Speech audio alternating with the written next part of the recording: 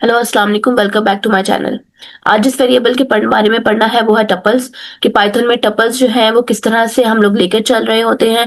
Tuples और list में क्या फ़र्क है। टपल्स में हम लोगों के पास कौन कौन से फंक्शंस अवेलेबल हैं। टपल्स और लिस्ट जो है वो बिल्कुल एक जैसे होते हैं, लेकिन टपल्स के अंदर हमारे पास पॉप और पेंड का फंक्शन नहीं होता, ये इम्यूटेबल होते हैं। हम लोगों ने जो एक दफा टपल के अंदर डाटा पास कर दिया है वो फिर चेंज नहीं हो सकता, ठीक है। ये मैंने एक यहाँ पे वेरिएबल बनाया टी के नाम से, उसके अंदर मैंने कुछ रैंडम से नंबर्स पास कर लिए।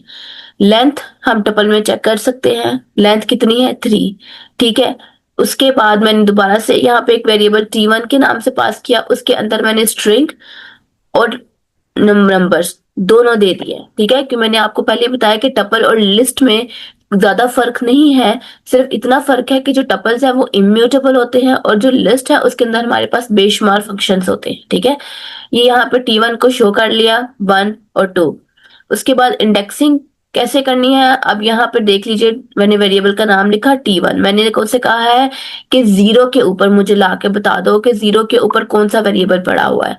वो मुझे उसने वहां पे 1 ला के दे दिया है, ठीक है। वो कह रहा है कि आपके पास जीरो के ऊपर जो है वो 1 के ऊपर आपके पास, सॉरी, जीरो के ऊपर आपके पास 1 पड़ा हुआ है, ठीक है। अब अगर मैं उसको कहती हूँ अच्छा मुझे बताओ कि 1 पे क्या पड़ा हुआ है हमारे पास, तो फिर वो कौन सा वेरिएबल हमें ला के देगा।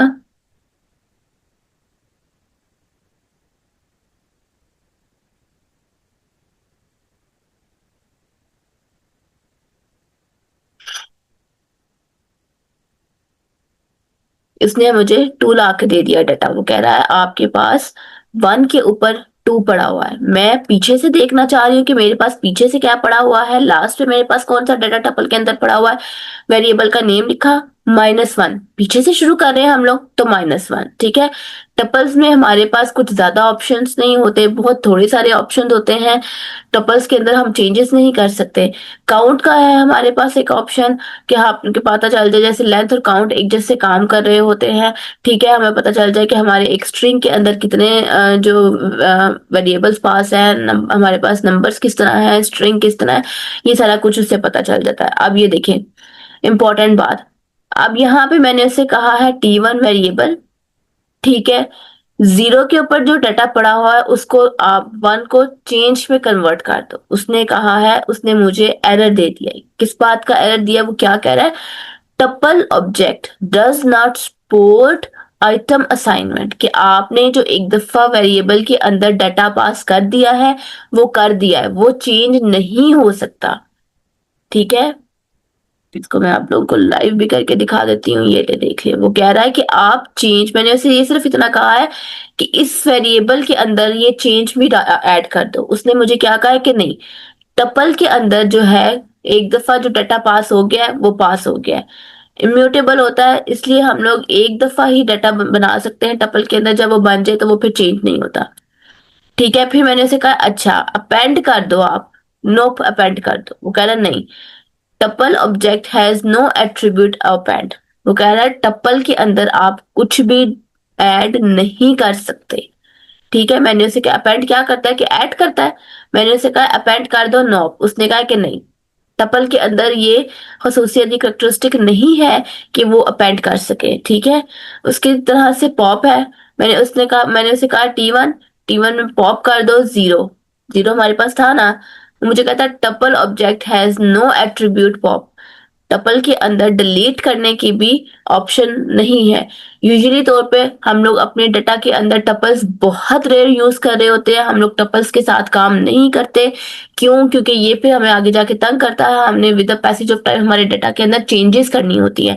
लेकिन टपल के अंदर ये सलाहियत मौजूद नहीं है कि वो हमारे डाटा को आगे जाके अपेंड या पॉप कर सके। लिस्ट और टपल के अंदर सारा कुछ एक जैसा है, दोनों स्ट्रिंग में, दोनों के अंदर स्ट्रिंग भी है, ठीक है, नंबर्स भी है, फ्लोटिंग भी है, सब कुछ ऐड हो जाता है। लेकिन लिस्ट के अंदर आप चेंजेस कर सकते हैं और टपल के अंदर आप चेंजेस नहीं कर सकते। जैसे मैं आपको यहाँ पे लिख के दिखा दूं कि हमारे पास टपल के अंदर बहुत ही ज्यादा कम फंक्शंस अवेलेबल हैं।